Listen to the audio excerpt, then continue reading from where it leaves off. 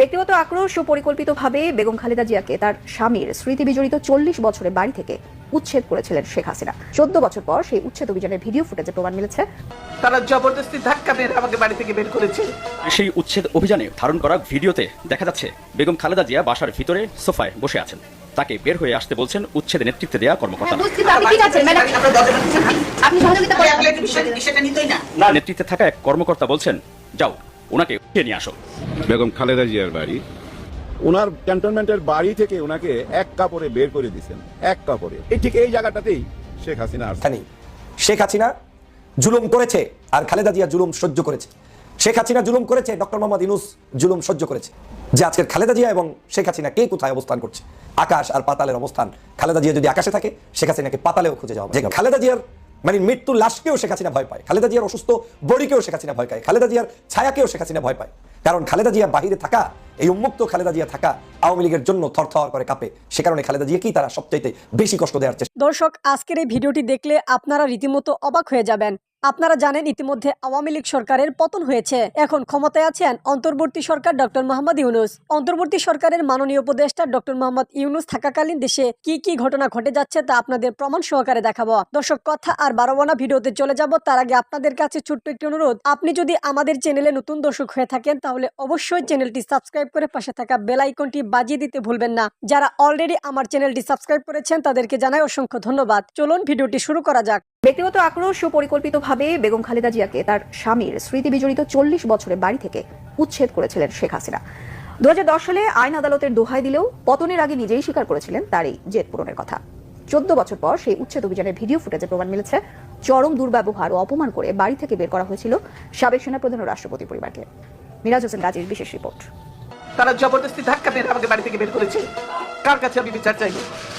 সেদিন বেগম খালেদা জিয়ার কান্নায় কেঁদেছিলেন বিএনপির গুলশান কার্যালয়ে উপস্থিত দলের নেতাকর্মী সহ দেশের অগণিত মানুষ। কিভাবে রাষ্ট্রীয় সন্ত্রাসের মাধ্যমে আমাকে শহীদ জিয়ার স্মৃতি বিজড়িত বাড়ি থেকে উচ্ছেদ করা হয়েছে। একজন বিরোধী দলীয় নেত্রী, সাবেক 3 বারের প্রধানমন্ত্রী, সাবেক রাষ্ট্রপতি ও সাবেক সেনাপ্রধানের সহধর্মিণী, তার এমন কান্নার পিছনের কথা জানেন না তরুণ প্রজন্মের অনেকেই। কি সেই অজানা কথা? আমি প্রায় 40 বছর ধরে এই বাড়িতে বাস করে আসছি। স্মৃতিময় বাড়ির সঙ্গে জোর করে ছিন্ন করা হলো আমার এতকালের সম্পর্ক।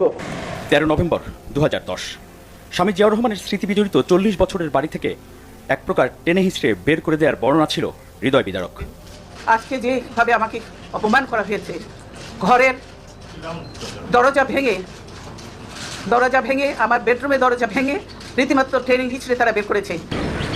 আওয়ামী লীগ সরকারের পক্ষ থেকে সেদিন বেগম জিয়ার অভিযোগ অস্বীকার করে উল্টো তার বিরুদ্ধেই নানা অপবাদ ও অভিযোগ দেওয়া হয়।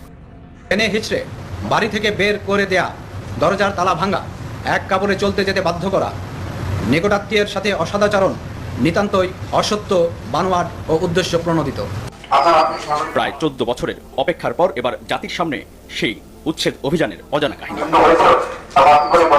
2010 সালের সেই উচ্ছেদ অভিযানে ধারণ করা ভিডিওতে দেখা যাচ্ছে বেগম খালেদা জিয়া বাসার ভিতরে সোফায় বসে আছেন। তাকে বের হয়ে আসতে বলছেন উচ্ছেদে নেতৃত্বে দেওয়া কর্মকর্তা। আপনি সহযোগিতা করেন না ম্যাডাম, এই জন্য হয়তো বাধ্য হওয়া হচ্ছে। ভিডিওতে আরো দেখা যাচ্ছে বেগম জিয়া বলছেন সুপ্রিম কোর্টের আপিল শুনানি পর্যন্ত অপেক্ষা করতে। আমরা বেশি কথা বলতেছি না, আমরা সেটা নিতই না না নিয়েছে তারা, এবং তারা রাইটলি আদেশ দিয়েছে না, তারা 29 তারিখ ডেট দিয়েছে শুনানির জন্য। শুনানি পর্যন্ত তো আপনাদের অপেক্ষা করতেই হবে। মনে আছে গুলশান কার্যালয়ে বেগম খালেদা জিয়া বলেছিলেন তার সাথে চরম দুর্ব্যবহারের কথা, যে জোর করে ওনাকে উঠিয়ে নিয়ে আসেন, জোর করে দরকার হলে ওনাকে কোলে উঠিয়ে নিয়ে আসেন। অভিযানের সময় ধারণ করা সেই ভিডিওতে পরিষ্কার বোঝা যাচ্ছে উচ্ছেদ অভিযানের নেতৃত্বে থাকা এক কর্মকর্তা বলছেন, যাও ওনাকে উঠিয়ে নিয়ে আসো।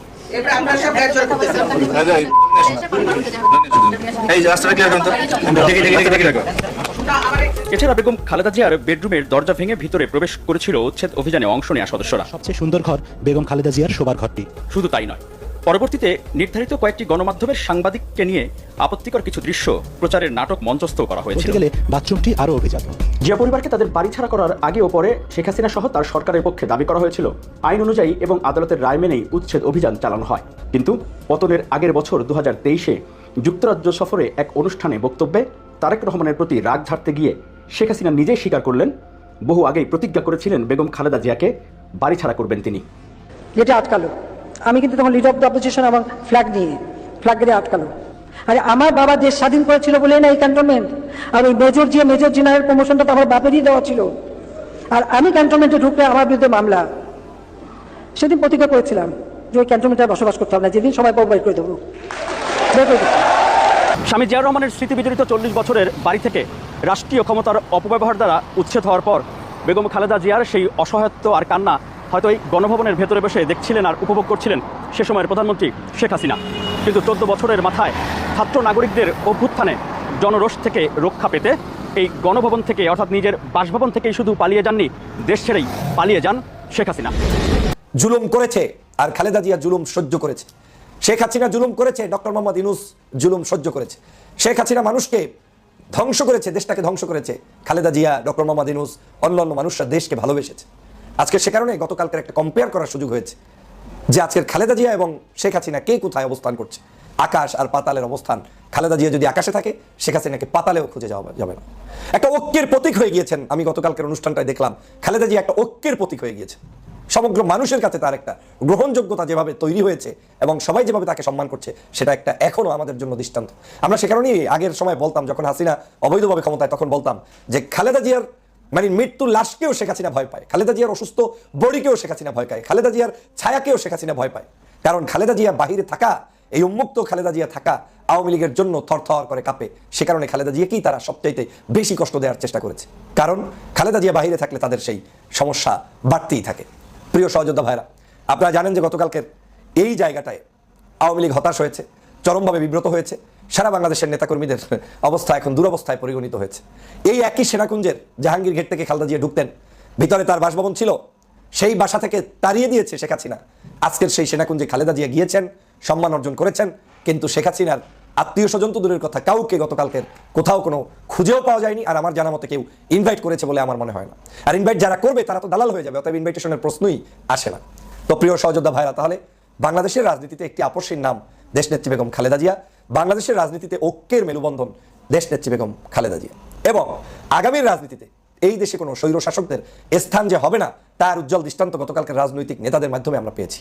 আমার বিশ্বাস আগামীর রাজনীতিতে এই যে ঐক্যবদ্ধ প্রচেষ্টা চলছে, এই ঐক্যবদ্ধ প্রচেষ্টা থাকলে আওয়ামী লীগের নাম নিশানা কেউ খুঁজে পাবেন না। শেখ হাসিনার বাংলাদেশে কোনো ধরনের রাজনীতি করার অধিকার নেই। আমরা একটা জিনিস দেখলাম গতকালকের সশস্ত্র বাহিনী দিবসে, সেটা হচ্ছে ঐক্য। কোন ইস্যুতে? এই যে শেখ হাসিনা পালিয়ে গিয়েছে, আওয়ামী লীগের অপকর্ম, এই ইস্যুতে সবাই এক, কেউ কাউকে ছাড় দিচ্ছে না। কই গতকালকে তো সব আলেম ওলামা, ডানপন্থী, ইসলামপন্থী, বামপন্থী সব দলের নেতাদেরকে আমরা সশস্ত্র বাহিনী দিবসের সেই অনুষ্ঠানটিতে দেখলাম, ভালো লেগেছে। অতএব সেই সশস্ত্র বাহিনী দিবসের অনুষ্ঠানটার দেখে আওয়ামী লীগ হতাশ হয়ে এখন আরো ভেঙে পড়েছে এবং আগামী দিনে আরো পড়বে। এই আওয়ামী লীগের কোনো অস্তিত্ব থাকবে না। যেই মা তার সন্তানদেরকে ফেলে রেখে পালিয়ে যায়, সে তো আর যাই হোক রাজনীতিতে স্থান করে নিতে পারে না। আজ শেখ হাসিনা বাংলাদেশ থেকে পালিয়ে গিয়েছে, তার বাচ্চাদেরকে রেখে পালিয়ে গিয়েছে। কোন বাচ্চা? সেটা হচ্ছে তার নিজের বাচ্চাদেরকে নয়, তার দলীয় বাচ্চাদেরকে রাস্তায় ফেলে চলে গিয়েছে। আর তিনি তার নিজের পরিবার নিয়ে পালিয়ে গিয়েছে। তো যাদের নীতি নেই, আদর্শ নেই, তারা আবার কি করে বাংলাদেশে রাজনীতি করবে? তো আওয়ামী লীগের অনুসারী যারা এখনো ভুল পথে আছে, মনে করে যে শেখ হাসিনা চট করে আসবে না, শেখ হাসিনা আর এই বাংলাদেশে চট করে আসবে না, চট করে প্রবেশ করতে পারবে না, এই বাংলাদেশে ফেসিবাদের কোনো স্থান হবে না। তাহলে কি হবে? হবে আস্তে আস্তে তারা গতকালকে যেভাবে হতাশ হয়েছে, তারা যেভাবে নিজেদেরকে লজ্জায়, তাদের আজকে কি করা উচিত বলেন? মানে এমন লজ্জা, যারা 16 বছর ধরাকে সরা মনে করে নাই, এমন পরিস্থিতির বাংলাদেশে সৃষ্টি করেছে, আজকের একটা মানুষ তাদেরকে স্মরণ করছে না। ইচ্ছে লজ্জার কি আছে বলেন? অতএব এই লজ্জাহীন আওয়ামী লীগ বাংলাদেশে প্রতিষ্ঠিত হতে পারুক, এটা দেশের জনগণ কেউ আর চাচ্ছে না, চাবে না। আগামীর বাংলাদেশ হবে এই শহীদদের রক্তভেজা বাংলাদেশ, এবং তার সেই বাংলাদেশকে রক্ষার জন্য আমরা সবাই ঐক্যবদ্ধ। এবং আমি অনুরোধ করব, বাংলাদেশের আপনি যে প্ল্যাটফর্মেই থাকেন না কেন, কাজ হবে একটাই, ঐক্য, ঐক্য এবং ঐক্য। আমরা যদি ঐক্যবদ্ধ থাকতে পারি, এই ঐক্যবদ্ধ জাতিকে কখনোই শেখ হাসিনা পরাজিত করতে পারবে না। দর্শক, সম্পূর্ণ ভিডিওটি দেখলেন, আশা করি বিষয়টি বুঝতে পেরেছেন। এ নিয়ে আপনার গুরুত্বপূর্ণ মন্তব্যটি অবশ্যই কমেন্ট বক্সে জানিয়ে দিবেন। ধন্যবাদ।